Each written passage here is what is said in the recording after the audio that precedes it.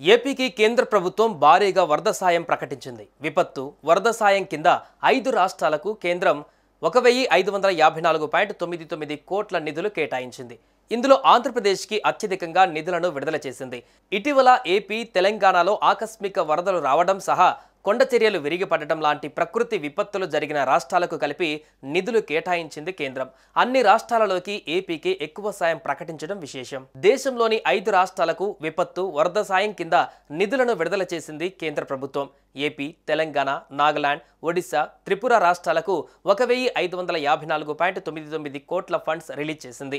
కేంద్ర హోంశాఖ మంత్రి అమిత్ షా నేతృత్వంలో జరిగిన ఉన్నత స్థాయి కమిటీ మీటింగ్లో ఈ నిధుల విడుదలకు ఆమోదం లభించింది.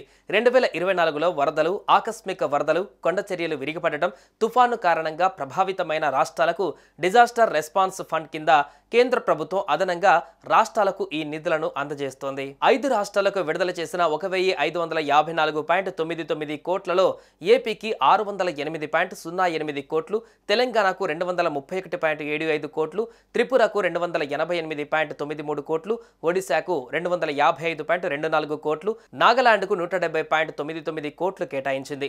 2024లో ఆంధ్రప్రదేశ్, తెలంగాణ 2 తెలుగు రాష్ట్రాలను వర్షాలు, వరదలు వణికించిన సంగతి తెలిసిందే.